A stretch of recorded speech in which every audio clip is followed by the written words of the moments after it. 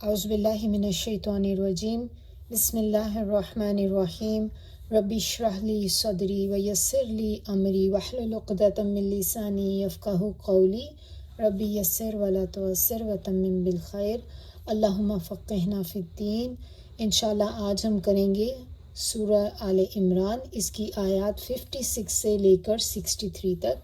تو انشاءاللہ اس کا ہم ترجمہ پہلے کرتے ہیں، دیکھتے ہیں آیا نمبر 56۔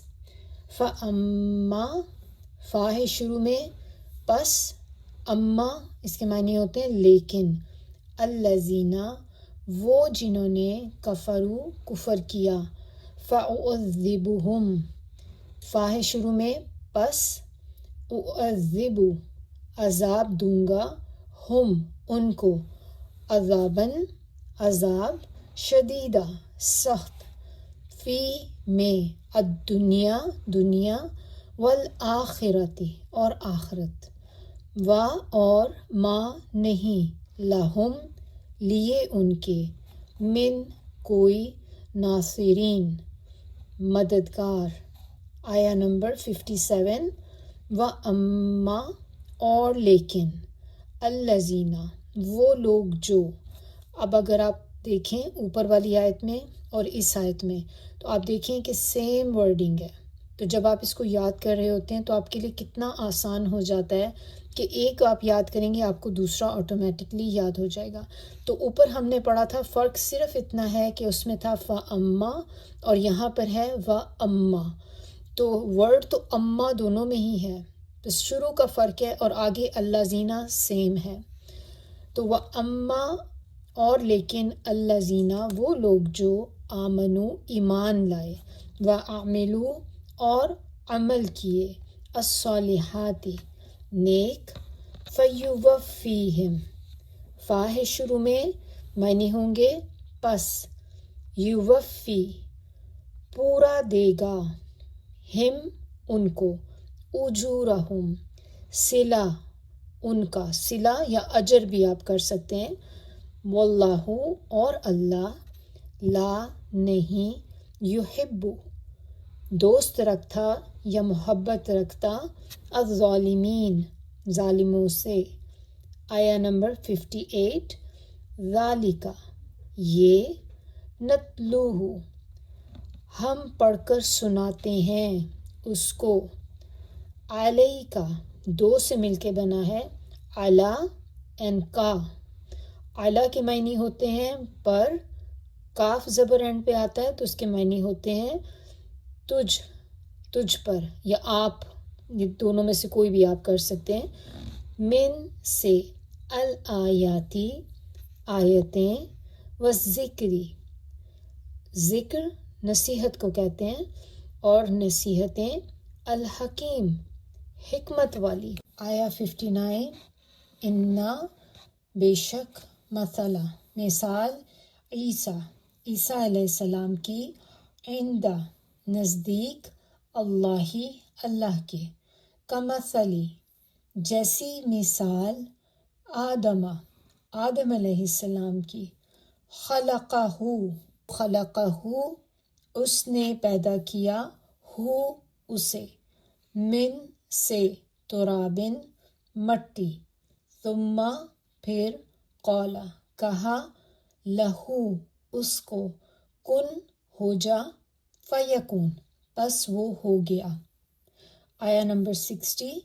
الحق حق ہے، من سے، ربک رب، کاف زبر اینڈ پہ ہے، تیرے، فلا پس نہیں، تکن ہو تو، من سے، الممترین شک کرنے والوں۔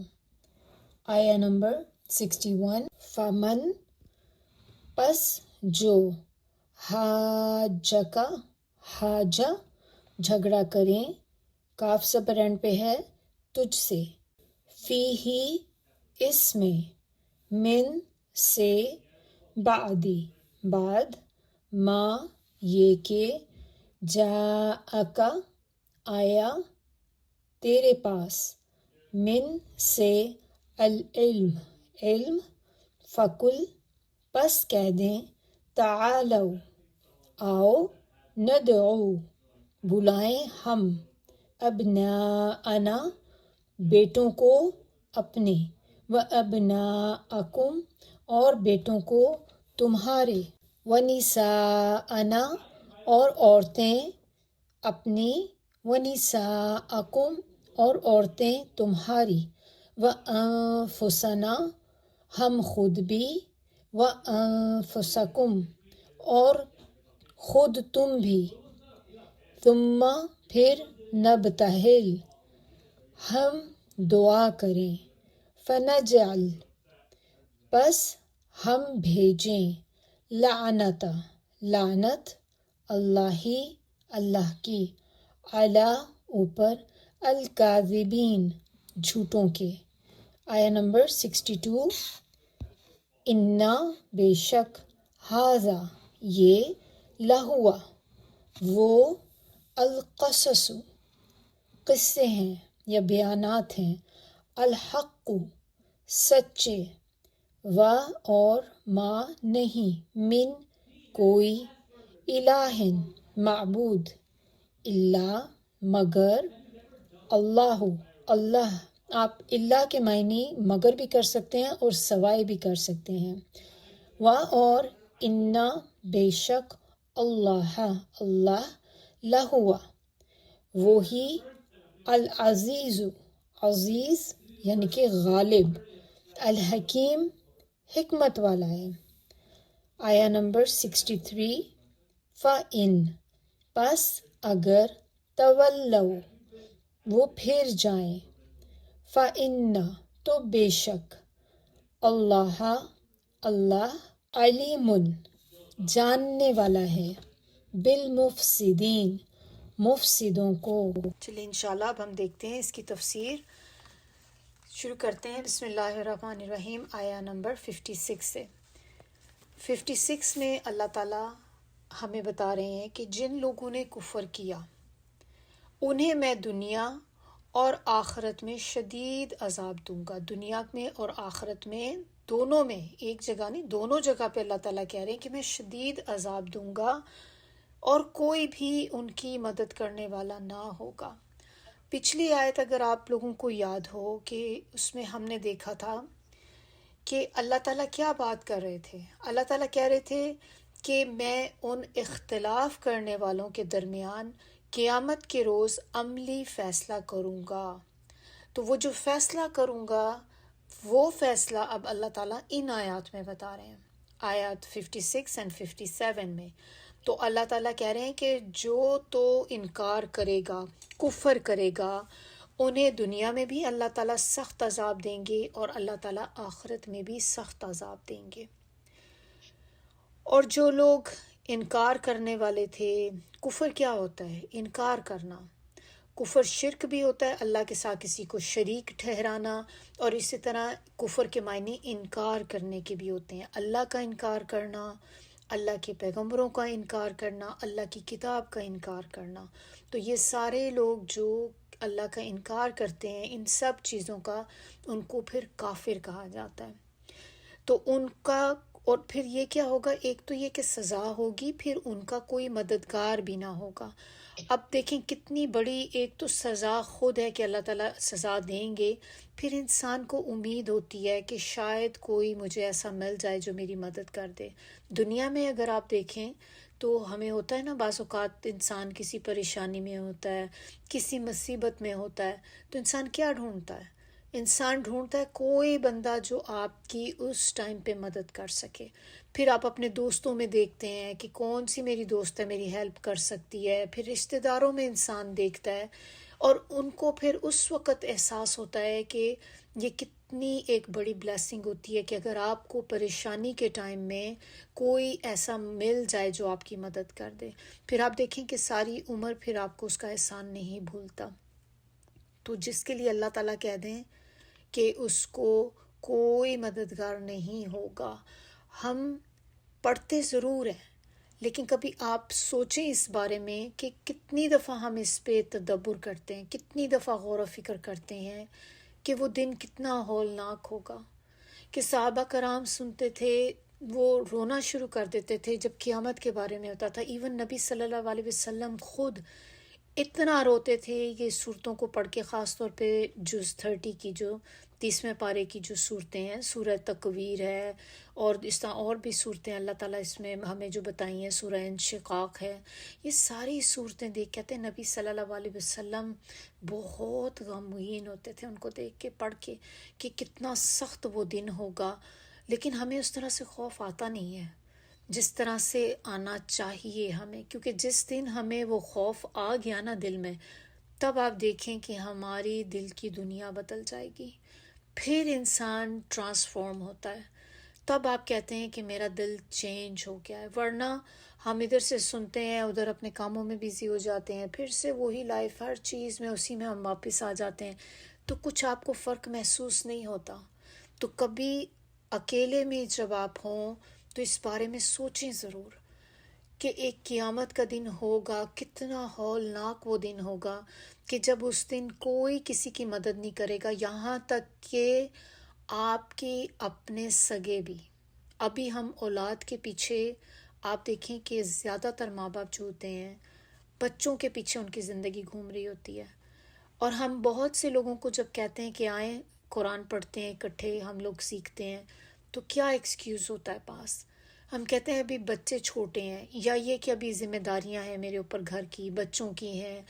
انہی بچوں کو ہم ان کے پیچھے اپنی لائف جو ہے وہ اس طرح سے آلموسٹ آپ کہہ لیں ختم ہی کرنے کے برابر ہو جاتے ہیں کہ ہم ان کو پرائرٹی دے رہے ہوتے ہیں، اور وہ جو پریشیس ٹائم ہمارا ہوتا ہے جس میں ہم اپنی آخرت کے لیے کچھ کر سکتے ہیں، اور ہم وہ نہیں کرتے. تو اللہ تعالیٰ ہمیں توفیق دے کہ ہم بیلنس کر سکیں. دین ہمیں بیلنس کرنا سکھاتا ہے، ہمیں یہ بھی چیزیں ساتھ ساتھ لے کر چلنی ہیں.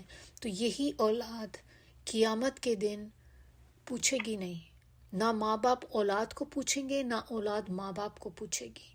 ہر کوئی ایک دوسرے سے منہ چھپاتا پھرے گا کہ کہیں ایسا نہ ہو کہ ہم سے نیکیاں مانگ لیں یہ کچھ.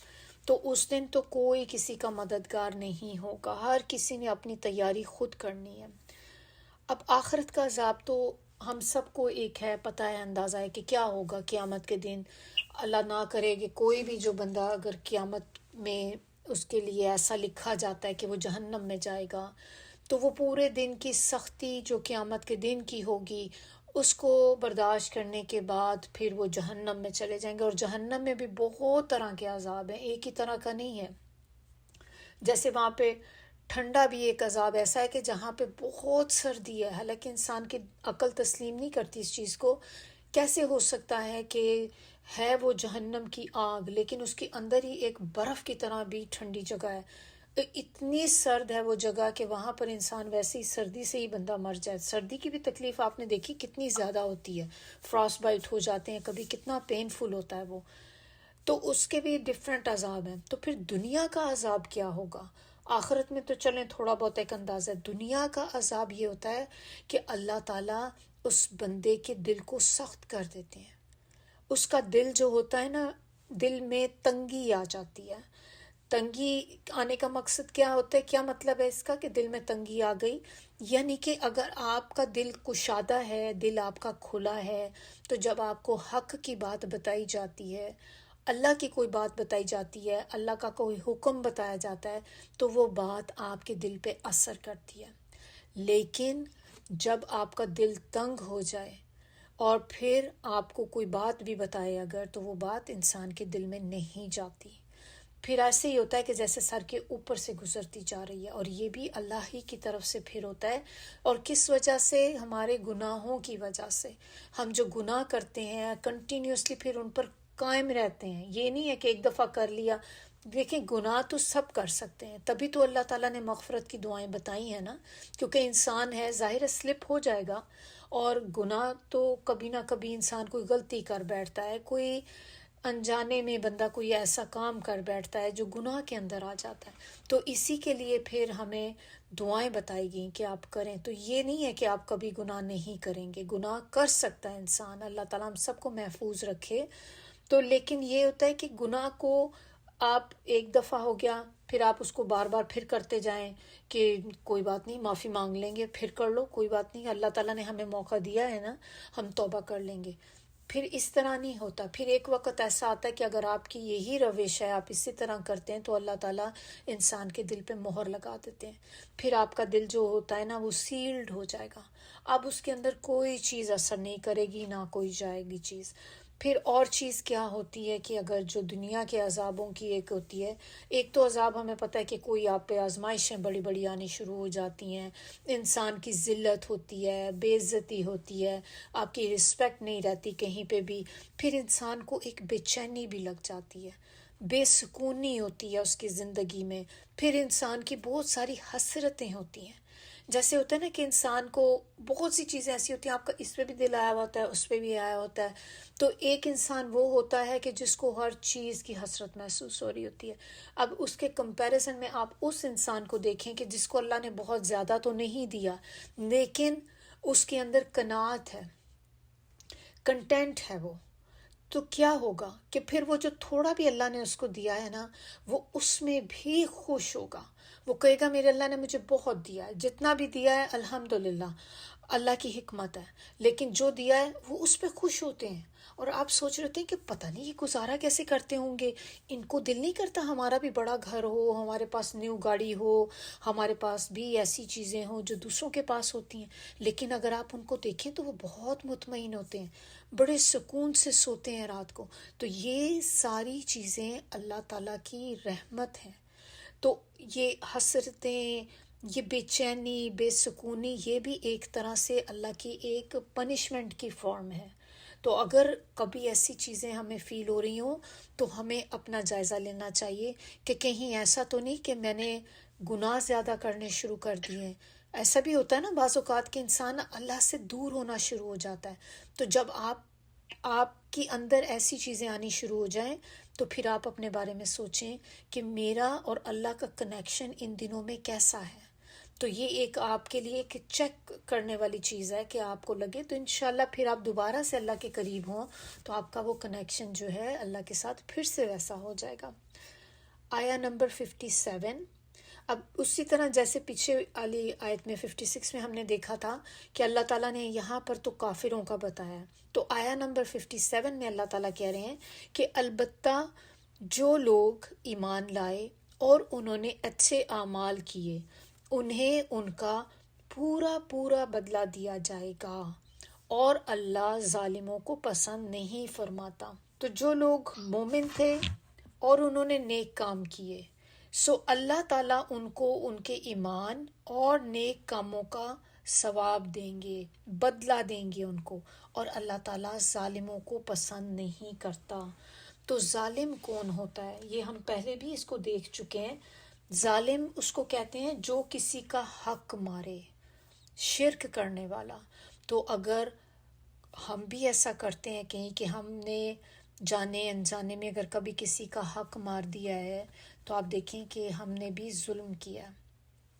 صرف ایک مارنے والا ہی ظالم نہیں ہوتا جو دوسرے کو فزیکلی مارتا ہے، آپ کسی کا حق بھی اگر مار لیتے ہیں نا تو یہ بھی ظلم کے اندر آتا ہے، بہت بڑا ظلم ہے یہ بھی. اللہ کا بھی حق مارتے ہیں نا بعض اوقات لوگ، ہم بھی ہو سکتا ہے کبھی ایسے کرتے ہوں کہ اللہ تعالیٰ نے جو ہمیں فرائض دیے ہیں کرنے والے، ہم ان میں ڈنڈی مار دیں، صحیح طریقے سے نہ کریں، تو یہ بھی حق مارنے میں آ جاتا ہے.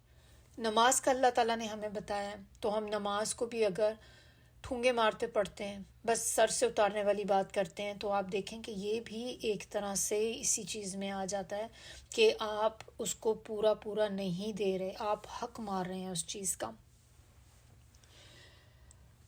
آیا نمبر 58.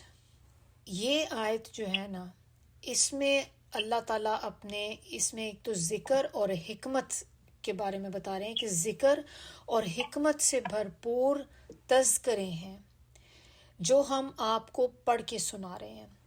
تو یہ کون سی چیز ہے جس کے بارے میں بتایا جا رہا ہے کہ کس کے اندر ذکر اور حکمت سے بھرپور تذکرے ہیں؟ یہ جو واقعات اب تک ہم پڑھتے چلے آئے، جتنے بھی آپ لے لیں، شروع سے سورہ فاتحہ سے لے کر سورہ بقرہ میں، سورہ آل عمران میں، کہ اب تک ہم جتنی چیزیں پڑھ کے آئے، یہ سب چیزیں جو ہیں یہ حق ہیں. اور یہ ان سب کے اندر اللہ کی حکمت ہے اور نصیحت ہے، ان میں کوئی نہ کوئی سبق ہے ہمارے لیے۔ اب اس سے بڑھ کے دیکھیں اور کلیئر کیا چیز ہوگی جب اللہ تعالیٰ نے ہمیں کلیئرلی یہ بات بتا دی پچھلی 2 آیات میں کہ اگر تم کفر کرو گے تو اس کا انجام یہ ہوگا، اور اگر تم نیک اعمال کرو گے تو اس کا انجام یہ ہوگا۔ اب میں آپ کو جو بات بتا رہی ہوں یہ ہوگا کی سینس میں کہہ رہی ہوں نا، کہ یہ ہوگا، فیوچر کی بات ہے، یہ ابھی ہوئی نہیں ہے۔ تو اگر اللہ تعالیٰ ہمیں فیوچر کی باتیں ہمارے پریزنٹ میں ہمیں بتا رہے ہیں تو کیا یہ اللہ تعالیٰ کی بہت بڑی رحمت نہیں ہے کہ اللہ تعالیٰ ہمیں وارن کر رہے ہیں کہ یہ ہوگا، آگے فیوچر میں یہ ہونے والا ہے۔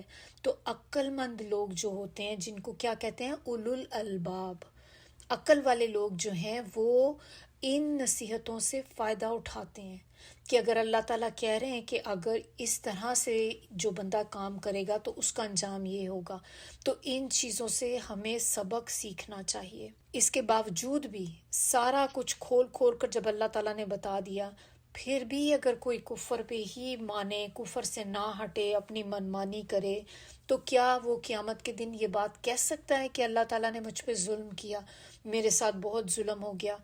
آپ کہہ بھی نہیں سکیں گے، کیونکہ اللہ کسی پہ ظلم نہیں کرتا۔ اللہ تعالیٰ نے اگر ہر چیز کھول کر بتا دی ہے نا، اور اس کے باوجود بھی اگر ہم اپنے آپ کو نہیں بدلتے تو یہ ہم خود اپنے ساتھ زیادتی کر رہے ہیں، ہم اپنے اوپر ظلم کر رہے ہیں۔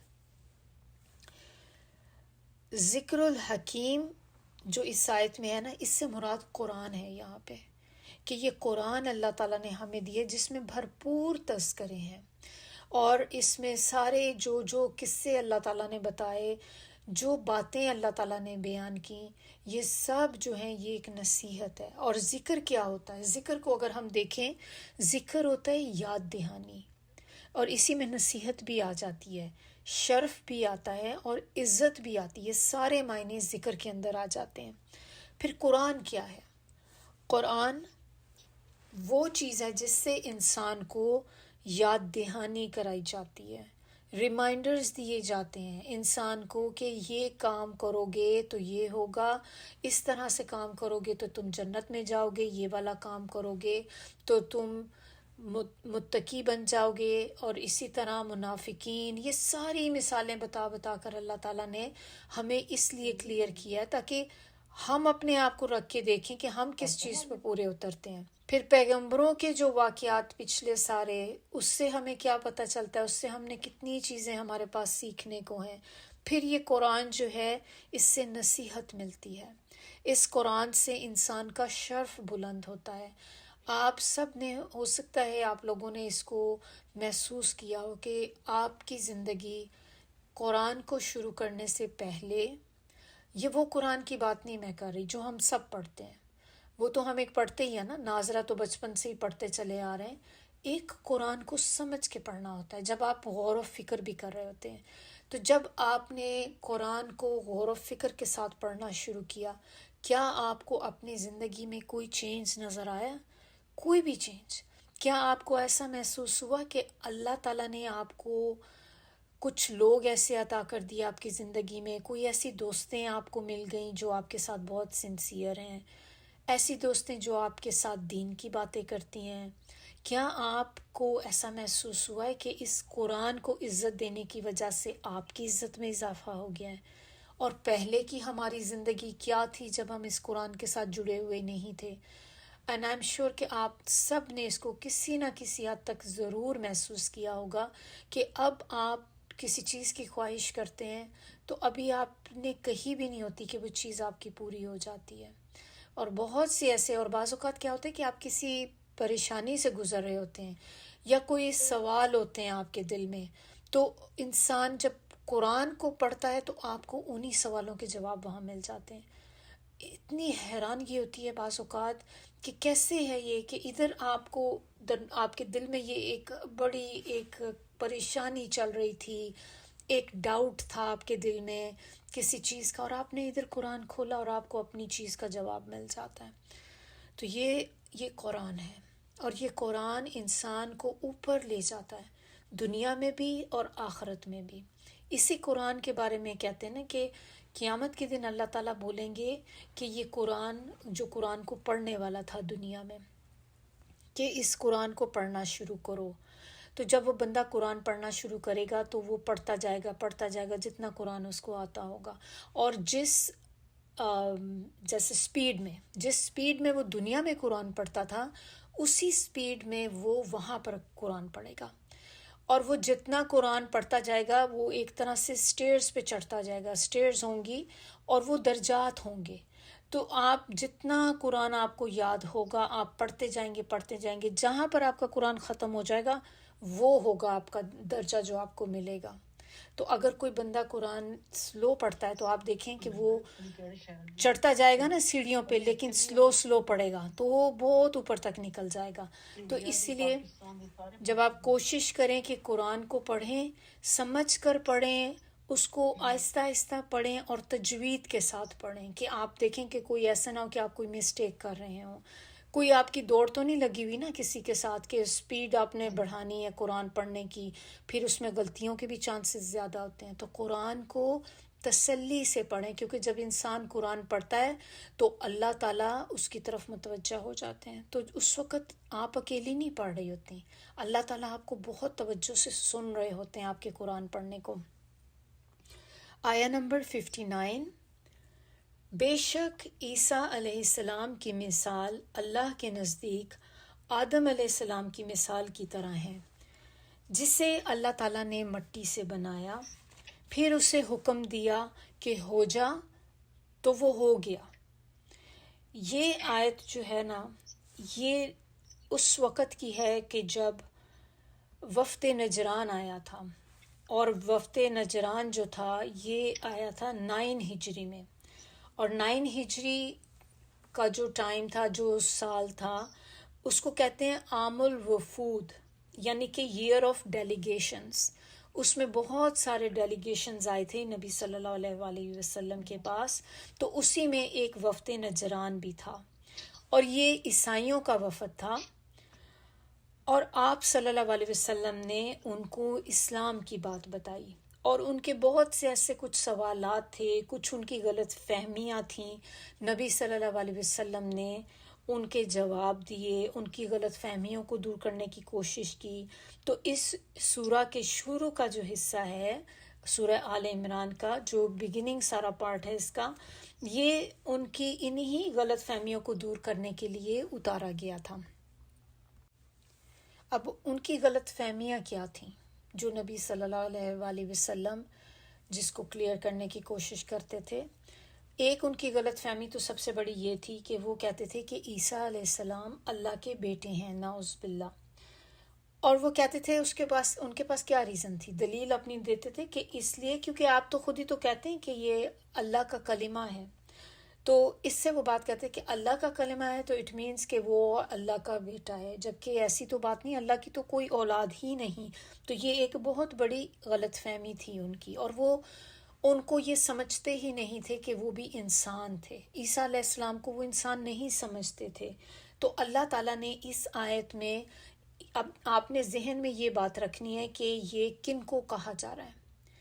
یہ عیسائی لوگ ہیں جو بیٹھے ہوئے ہیں اور یہ آیات اتری ہیں، اور ان کو کمپیریزن بتایا جا رہا ہے عیسیٰ علیہ السلام کا اور آدم علیہ السلام کا، کہ اللہ کے نزدیک عیسیٰ علیہ السلام کی مثال ویسی ہی ہے جیسے آدم علیہ السلام کی.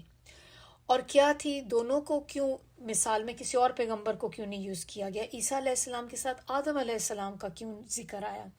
اس لیے کیونکہ ان کا جو عیسائی تھے ان کا ایک یہ بھی ہوتا تھا کہ وہ کہتے تھے کہ یہ اس لیے خدا ہے یا خدا کا بیٹا ہے کیونکہ ان کی جو پیدائش تھی وہ بہت ہی آپ کہہ لیں کہ ایک ان یوزول طریقے سے تھی، کہ اس میں کوئی باپ نہیں تھا. تو یہ بھی ایک ریزن بنی ان کی اس چیز کی. تو اللہ تعالیٰ نے کہا کہ اگر عیسیٰ علیہ السلام بن باپ کے پیدا ہوئے تو پھر آدم علیہ السلام، ان کی تو نہ کوئی ماں ہے نہ کوئی باپ ہے، تو کیا وہ اس سے زیادہ بڑے نہیں ہیں؟ دیکھا جائے تو وہ تو پھر زیادہ بڑے ہو گئے نا ان سے، کہ ان میں تو دونوں ہی نہیں ہیں. تو اللہ تعالیٰ نے آدم علیہ السلام کو مٹی سے بنایا، نہ اس میں ماں تھی نہ باپ تھا کوئی بھی.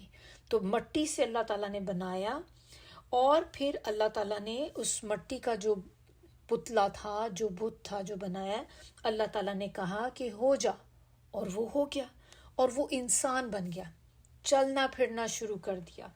تو آدم علیہ السلام کے نہ ماں تھا نہ باپ، تو عیسیٰ علیہ السلام جو تھے ان کی ماں تو تھی حضرت مریم جو تھی، لیکن باپ نہ تھے۔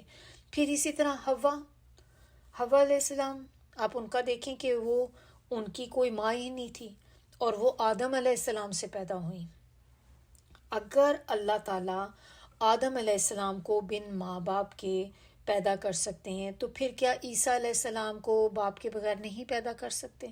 تو یہ تو اللہ کی دین ہے، اللہ کی قدرت، اللہ تعالیٰ جو چاہیں وہ کریں۔ آیا نمبر 60، آپ صلی اللہ علیہ وآلہ وسلم سے اب کہا جا رہا ہے کہ یہ حق ہے تیرے رب کی طرف سے، لہٰذا آپ شک کرنے والوں میں سے نہ ہو جائیں۔ کیا حق ہے؟ یہ جو چیزیں اللہ تعالیٰ بتا رہے ہیں یہ سب باتیں حق ہیں، اور ایسا نہیں ہے کہ اب کوئی بندے کے ذہن میں آ سکتا ہے یہ چیز، یہ خیال آ سکتا ہے کہ کیا نبی صلی اللہ علیہ وسلم شک کر رہے تھے اس میں کہ اللہ تعالیٰ نے جو یہ بات پوائنٹ آؤٹ کی؟ تو ایسی بات نہیں ہے، نبی صلی اللہ علیہ وسلم اس میں کوئی شک نہیں کر رہے تھے۔ یہ خطاب آپ صلی اللہ علیہ وسلم سے ضرور ہے، لیکن اس سے مراد وہ سارے لوگ ہیں جو شک میں پڑے ہوئے تھے۔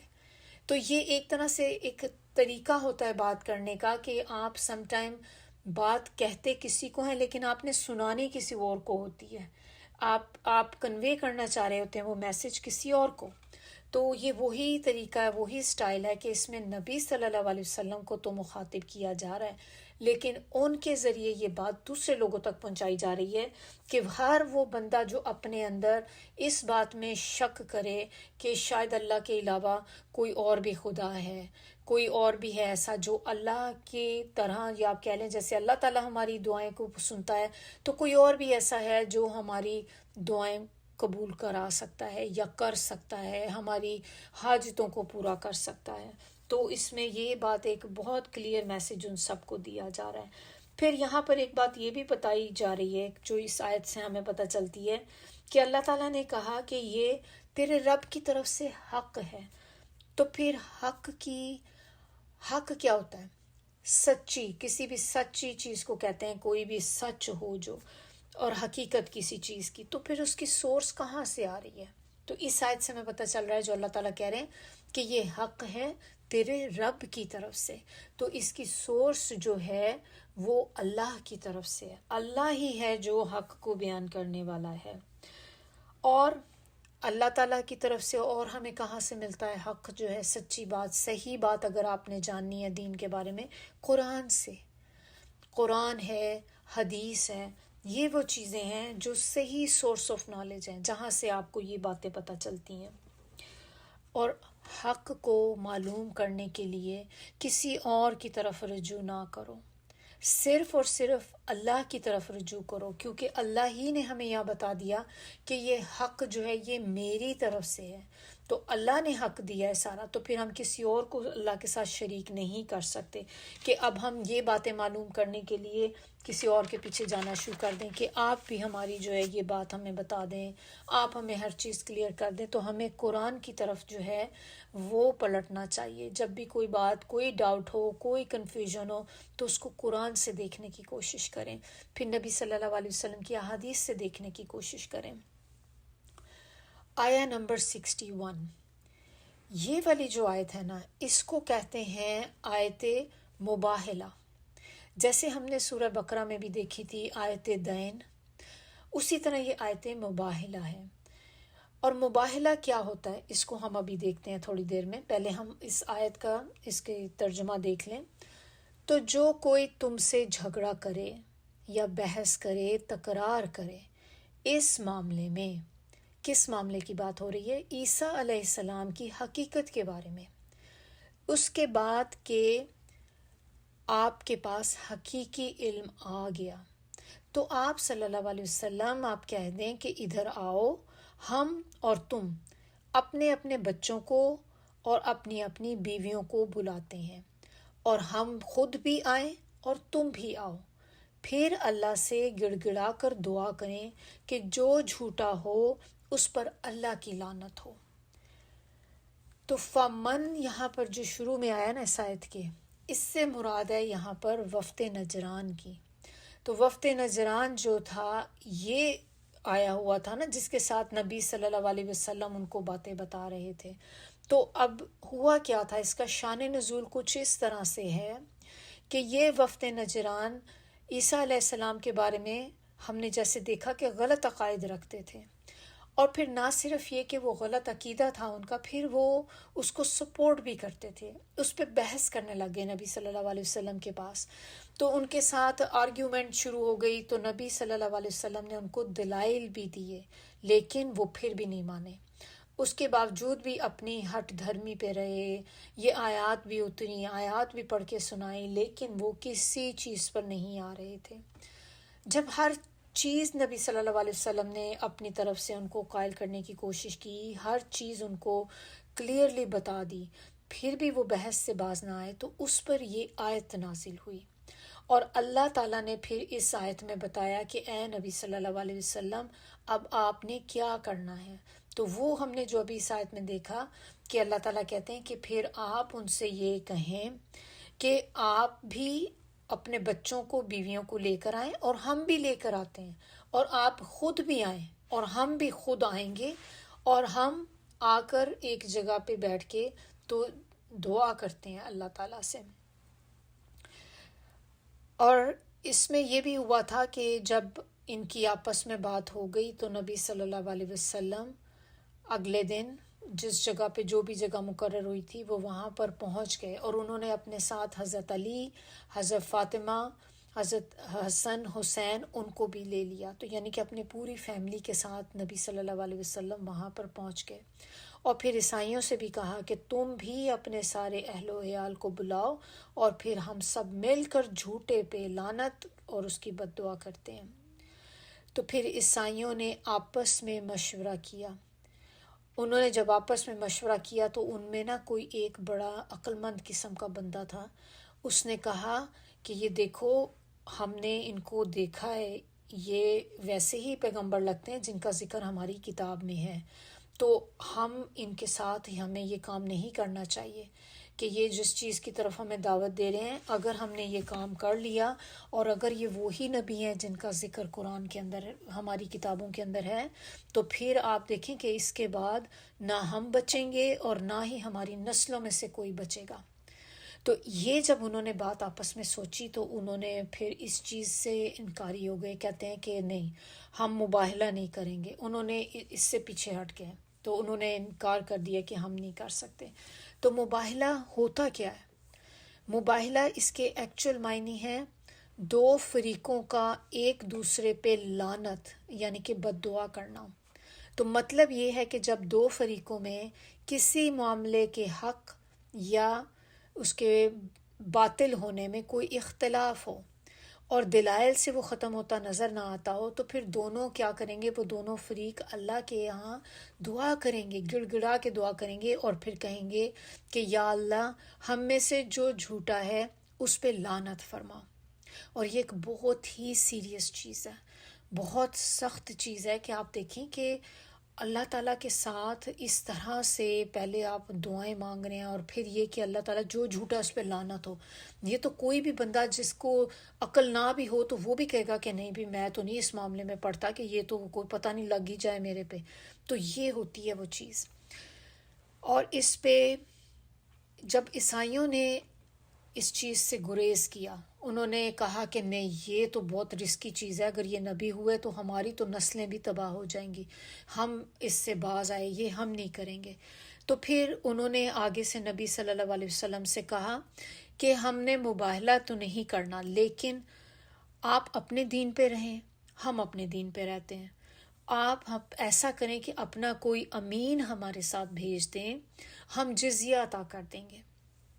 تو پھر نبی صلی اللہ علیہ وسلم نے ان پہ جو انہوں نے کہا تھا کہ ہم جزیہ دیں گے، تو اس کے لیے پھر انہوں نے حضرت عبیدہ بن جراح کو منتخب فرمایا کہ وہ ان کے ساتھ وہاں پہ جائیں اور جا کے جزیہ لے کر آئیں۔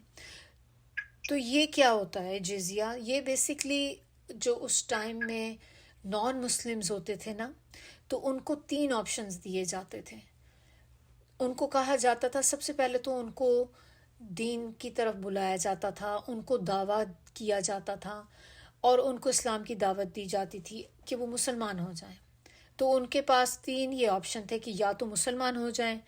دوسرا آپشن کیا تھا کہ اگر وہ مسلمان نہیں ہوتے، وہ کہتے ہیں کہ ہم اپنے ہی دین پہ رہیں گے، تو پھر جزیہ دیں. جزیہ ایک طرح سے آپ کہہ لیں کہ جیسے ٹیکس ہوتا ہے، یہاں پہ بھی ہم لوگ ٹیکس دیتے ہیں، ہر جگہ پہ سارے ملکوں میں تقریباً ٹیکس لیا جاتا ہے. تو یہ بھی ایک طرح سے ٹیکس منی تھی، کیونکہ پھر مسلمان جو تھے وہ آپ کو سیکیورٹی پرووائڈ کرتے ہیں، آپ کی سیفٹی کو دیکھتے ہیں، تو پھر اس کے بدلے آپ وہاں پر ان کو ٹیکس دیتے تھے، کیونکہ آپ کو بھی ایک سٹیزن کی طرح کے سارے رائٹس ملتے ہیں، تو اس کے لیے پھر وہ ٹیکس دیں گے. اور تیسری چیز کیا ہے کہ آپ نے مسلمان بھی نہیں ہونا، آپ نے ٹیکس بھی نہیں دینا، تو پھر کیا ہے کہ پھر آپ جنگ کے لیے تیار ہو جائیں. تو یہ 3 آپشنز ہوتے تھے ان کے پاس. اب یہ جو مباہلہ ہے، اس کو تھوڑی سی ہم دیکھ لیں، اس کی کچھ شرائط بھی ہیں. ایسا نہیں ہو سکتا کہ ہم نے اب یہ قرآن میں پڑھ لیا تو اب ہم سمجھیں کہ چلیں یہ تو ایک نیا آپشن ہمیں مل گیا.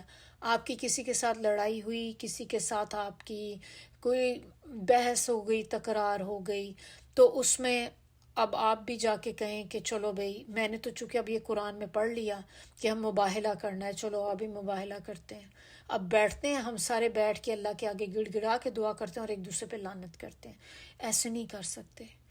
کیوں نہیں کر سکتے؟ کیونکہ اس کی شرائط میں ایک یہ ہے کہ ہر کوئی اس کو نہیں کر سکتا. یہ اللہ تعالیٰ نے اس کو بھیجا تھا، اس حکم کو نبی صلی اللہ علیہ وسلم کے لیے، تو صرف نبی ہی کوئی کر سکتا ہے اس کو، اور لوگ نہیں کر سکتے. اور پھر دوسری بات یہ کہ یہ چھوٹی چھوٹی معمولی باتوں پر بھی نہیں کیا جا سکتا، کہ کوئی آپ سے بس کسی سے آپ کی تلخ کلامی ہو گئی، آپ کی کسی کے ساتھ تھوڑا جھگڑا ہو گیا، اب آپ نے جی اس پہ شروع کر دیا چلو آؤ لعنت کریں ایک دوسرے پہ، جو جھوٹا ہوگا نا اس پہ اللہ کی لعنت ہو جائے گی. یہ نہیں کرنا، یہ بہت غلط چیز ہے. اور پھر یہ تیسری چیز، یہ لاسٹ ریزورٹ ہوتی ہے بالکل، کیونکہ نبی صلی اللہ علیہ وسلم نے ہر ممکن کوشش کر لی تھی ان کے ساتھ، لیکن جب انہوں نے دیکھا کہ وہ بالکل بھی اثر نہیں لے رہے کسی بھی چیز کا، تو تب اللہ تعالیٰ نے اس چیز کا حکم اتارا تھا، اور یہ لاسٹ چیز تھی جو کی تھی. حضرت عبیدہ بن جراح، جس کا میں نے آپ کو بتایا کہ نبی صلی اللہ علیہ وسلم نے ان کو چنا تھا، وہ ان کے ساتھ جو وفد نجران تھا ان کے ساتھ جائیں گے وہ، اور وہاں سے وہ جزیہ اکٹھا کریں گے، ٹیکس لیں گے. تو حضرت عمر کہتے ہیں کہ میں نے جب یہ سنا نبی صلی اللہ علیہ وسلم نے کہا کہ میں کسی کو مقرر کرتا ہوں جو جا کر ٹیکس اکٹھا کرے گا وہاں سے، تو حضرت عمر کہتے ہیں میرے دل میں بڑی شدید خواہش اس وقت آئی کہ کاش نبی صلی اللہ علیہ وسلم مجھے چن لیں، لیکن انہوں نے حضرت عبیدہ بن جراح کو چنا تھا. اور عبیدہ بن جراح جو تھے، ان کو امین امت کا بھی خطاب عنایت فرمایا تھا آپ صلی اللہ علیہ وسلم نے. تو اب آپ کو یہ پتہ ہونا چاہیے امین امت کس کو کہا جاتا ہے؟ عبیدہ بن جراح کو. اور ہمیں اس آیت سے بھی یہ بھی بات پتہ چلتی ہے کہ کسی پہ انسان کو لعنت نہیں کرنی چاہیے. کیوں نہیں کرنی چاہیے؟ ہم تو بعض اوقات ایک ہوتا ہے نا کہ آپ کا پارٹ آف کنورسیشن ہی بن جاتا ہے یہ، کہ چھوٹی چھوٹی باتوں پہ کہتے ہیں لعنت ہو، تو اس پہ لعنت ہو، اس پہ لعنت ہو. اس کے بہت بیڈ کانسیکوینسز ہیں. اور وہ کیا ہیں کہ جب آپ کسی کو لعنت کرتے ہیں، کسی پہ کرس کرتے ہیں، تو اگر وہ بندہ جس کو آپ کرس کر رہے ہیں، فرض کریں کہ وہ بندہ اس کو ڈیزرو نہیں کرتا، کیونکہ ہماری نظر میں تو ہمیں ہوتا ہے کہ اس نے میرے ساتھ برا کیا تھا تو اس کے ساتھ تو یہ اسی کا حقدار ہے، لیکن اللہ کو پتہ ہے کہ اللہ کی نظر میں کون صحیح ہے اور کون غلط ہے. اگر وہ بندہ اس کا اہل نہیں ہے، وہ اس کو ڈیزرو نہیں کرتا، تو وہ لعنت واپس پلٹ کر آتی ہے کس کی طرف؟ جس نے لعنت کی ہوتی ہے. تو آپ کسی پہ لعنت کرتے ہیں کہ تیرے پہ اللہ کی لعنت، اور وہ اگر ڈیزرو نہیں کرتا تھا، پھر دیکھیں کہ وہ لعنت واپس پلٹ کے کرنے والے پہ آئے گی اور پھر اس کے اوپر وہ لعنت ہو جاتی ہے. تو اسی لیے کبھی بھی ایسی چیز نہیں کرنی چاہیے. اگر کبھی ہمارے پارٹ آف سپیچ ہے یہ کہ ہم بات کرتے کرتے کہہ دیتے ہیں، غصے میں کہہ دیتے ہیں، تو ہمیں اپنی اس چیز کو کنٹرول کرنا پڑے گا، کیونکہ جب ہم کرتے ہیں تو ہو سکتا ہے پتہ نہیں کتنی لعنت ہم اپنے آپ پہ خود کر دیتے ہوں گے۔ اور لعنت کیا ہوتی ہے؟ کہ اللہ کی رحمت سے دوری۔ اگر کسی پہ لعنت ہو اللہ کی، تو اس کا مطلب کہ اللہ تعالیٰ اس کو اپنی رحمت سے دور کر دیتے ہیں، اور جب رحمت سے دور ہو جاتے ہیں تو پھر آپ جنت سے بھی دور ہو جاتے ہیں، کیونکہ نبی صلی اللہ علیہ وسلم نے کہا ہے کہ جنت میں ہم اللہ کی رحمت سے جائیں گے۔ تو اگر کسی بندے کو اللہ نے اپنی رحمت سے ہی نکال دیا تو پھر وہ جنت میں جانے کا تو کوئی اس کا سوال نہیں پیدا ہوتا کہ وہ جنت میں جا سکے گا پھر۔ تو اس کے لیے ہمیں بہت کیئرفل ہونا ہے۔ آیا نمبر 62، اب یہاں پر بتایا جا رہا ہے کہ یقیناً یہ بات سچا قصہ ہے اور سچے واقعات ہیں جو ہم نے ابھی تک پڑھے ہیں۔ اس کائنات میں اللہ کے سوا کوئی حقیقی معبود نہیں مگر وہ خود، اور بے شک وہ اللہ خود ہی غلبے والا، قدرت والا اور حکمت والا ہے۔ تو اگر کوئی عبادت کے لائق ہے تو وہ صرف اللہ کی ذات ہے۔ کچھ آپ لوگوں کو یاد آ رہا ہے، اس سے سورہ بقرہ میں بھی ہم نے کہیں پڑھا تھا اس کو، آیت الکرسی میں۔ آیت الکرسی میں بھی جب ہم نے اس کی تفسیر کی تھی تو ہم نے یہی بات وہاں پہ بھی دیکھی تھی کہ اللہ کے سوا کوئی عبادت کے لائق نہیں۔ آیا نمبر 63، پھر اگر وہ منہ پھیر جائیں تو اللہ مفسدوں کو خوب جانتا ہے۔ اتنا کچھ سننے کے بعد، اتنا کچھ کلیئرلی بیان ہو گیا، ہر چیز آ گئی، اگر اس کے باوجود پھر بھی وہ منہ پھیرتے ہیں، آپ کی بات کو ایگری نہیں کرتے، ایمان نہیں لے کر آتے، تو پھر اللہ تعالیٰ خود نپٹے گا۔ اللہ تعالیٰ خوب جانتا ہے کہ کون ہے جو مفسد ہے۔ فساد ہوتا ہے دین سے پھر جانا۔ کوئی بھی بندہ جو دین سے پھر جائے وہ ہوتا ہے فساد ہونا، اور پھر حق کو قبول نہ کرنا۔ اس کے علاوہ شرک کرنا، جو بھی بندہ شرک کرتا ہے وہ بھی فساد پھیلاتا ہے۔ تو 3 چیزیں آئیں گی اس میں، شرک کرنا، دین سے پھر جانا یعنی کہ ایتھیسٹ ہو جانا۔ اور ایتھیسٹ ہو جانا فساد کیسے ہوتا ہے؟ کیونکہ ایک بھی مسلمان جب اسلام کے دائرے سے نکلتا ہے تو آپ دیکھیں کہ اس کی پھر یہ کوشش ہوتی کہ میں تو نکلا ہوں نا، تو میں اپنے ساتھ اب اوروں کو بھی لے کے نکلوں۔ پھر وہ اوروں کو بھی انفلوئنس کرتے ہیں، اور ان کی دیکھا دیکھی پھر اور بھی کئی لوگ ایسے جن کا ایمان زیادہ اسٹرانگ نہیں ہوتا، وہ بھی پھر نکل جاتے ہیں دین سے، کہ پتہ نہیں کوئی نہ کوئی ریزن تو ہوگی نا جو یہ بندہ نکلا ہے، ورنہ اسلام سے کون نکلتا ہے؟ تو اس کی ریزن کیا ہے کہ آج کل اتنی زیادہ کنفیوژن ہے ہر طرف، اور ہمارے دین سے دوری ہے کہ ہم نے دین کو اس طرح سے سمجھا نہیں، اس طرح سے پڑھا نہیں۔ تو جب ہمارے سامنے اب باتیں کوئی آ رہی ہوتی ہیں، ہمارے پاس جواب نہیں ہوتے۔ جب ہم سے کوئی نان مسلم سوال کرتا ہے تو ہم بھی ڈاؤٹیڈ ہو جاتے ہیں۔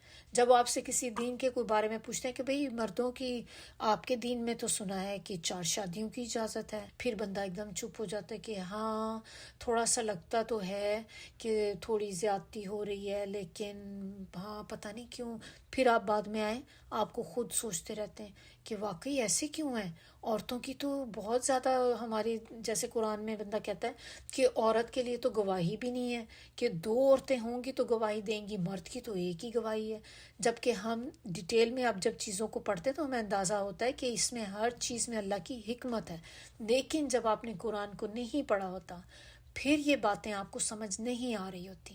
پھر جب آپ سے کوئی سوال بھی کر رہا ہوتا ہے تو پھر آپ بجائے اس کو کوئی پراپر جواب دینے کے، آپ اپنے اندر خود ایک طرح سے مشکوک ہو جاتے ہیں، اور یہ چیز، یہ جو شک ہے، یہ انسان کو شرک کی طرف لے جاتا ہے، کفر کی طرف لے جاتا ہے۔ اور پھر انسان ایک دن ایسا ہی آتا ہے کہ وہ جب یہ شکوک و شبہات اس کے ختم نہیں ہوتے کہ انسان اسلام کے دائرے سے بھی نکل جاتا ہے۔ تو اللہ تعالیٰ ہم سب کو توفیق دے کہ ہم اپنے قرآن کے ساتھ جڑیں، تاکہ ہمارے دل میں بھی اگر کوئی ڈاؤٹ ہے، کوئی چیزیں ہیں، تو اللہ تعالیٰ ہمارے وہ ڈاؤٹس کو دور کر دے، اور اللہ تعالیٰ ہمیں ایسی چیزوں سے محفوظ رکھے کہ جن سے ہم بھی دنیا میں فساد پھیلائیں، اور اللہ تعالیٰ ہمیں کبھی بھی ہمیں بھی ہمارے بچوں کو آنے والی نسلوں کو کبھی نہ ایسا ہو کہ ہم لوگ میں سے کوئی بھی دین سے کبھی پھر جائے. اللہ تعالیٰ ہمیں تا قیامت تک، اللہ تعالیٰ ہمیں اپنی موت تک اس دین پر ثابت قدمی عطا کرے کہ ہم مریں تو ایک مسلمان کی حیثیت سے مریں اور اللہ کی فرما برداری میں مریں. جب بھی ہم مریں اور جب بھی ہمارا وہ وقت آئے تو اللہ ہم سے راضی ہو اور ہم اللہ سے راضی ہوں. تو اللہ تعالیٰ ہمیں ایسے وقت میں اٹھائے جب اللہ ہم سے راضی ہو. آمین ثم آمین. اور اللہ تعالیٰ ہم سب کے لیے آسانیاں کر دے کہ جو قرآن ہم پڑھ رہے ہیں، ایک ایک آیت جو ہم پڑھ رہے ہیں، اللہ تعالیٰ ہمیں اس پہ عمل کرنے والا بھی بنا دے. اللہ تعالیٰ ہمارے دلوں کی سختی کو دور کر دے، ہمارے دلوں کی تنگی کو دور کر دے. آپ دعا بھی کر سکتے ہیں اس چیز کی. اگر آپ کو دل میں تنگی محسوس ہوتی ہے کہ جب اللہ کا کوئی حکم آتا ہے تو آپ کو محسوس ہوتا ہے کہ یہ مشکل ہے، آپ نہیں کر سکتے. جیسے مثال کے طور پہ آپ لے لیں کہ ایک حجاب کا ہی حکم لے لیں، اپنے سر کو کور کرنا. کئی عورتوں کے لیے، کئی لڑکیوں کے لیے یہ بھی ایک بہت بڑی چیز ہو جاتی ہے کہ نہیں، میں نہیں کر سکتی، میرے لیے بہت مشکل ہے. اور میں ابایا پہننا، باڈی کو کور کرنا، یہ کیسے ہو سکتا ہے کہ میں کوئی سر پہ اتنی بڑی چادر اوپر سے نیچے تک لے کے جاؤں، ابایا پہن کے جاؤں؟ ابھی نہیں میں کر سکتی، میرا نہیں خیال میں ریڈی ہوں اس کے لیے. تو یہ شو کرتا ہے کہ آپ کے دل میں تنگی ہے. کیا دعا کر سکتے ہیں ہم اس کے لیے؟ ربی شرح لی صدری، یہ ہے دعا. اللہ میرے سینے کو کھول دے، وسیع کر دے، وسعت پیدا کر دے میرے سینے میں کہ میں جب اللہ کے حکموں کو سنوں تو میں ان پر خوش دلی سے عمل کرنے والی ہوں. ان میں یہ نہ ہو کہ میرے دل میں آئے کہ میں نہیں کر سکتی. پھر آپ دیکھیں جب آپ یہ دعا پڑھیں گے آپ کے لیے اللہ کے حکموں پر عمل کرنا بہت آسان ہو جائے گا. سبحانک اللہم و بحمدک نشہد ان لا الہ الا انت نستغفرک و نتوب الیک. سبحان ربک رب العزت عما یصفون وسلام علی المرسلین والحمد للہ رب العالمین. ربنا تقبل منا انک انت السمیع العلیم وتب علینا انک انت التواب الرحیم. السلام علیکم ورحمۃ اللہ وبرکاتہ.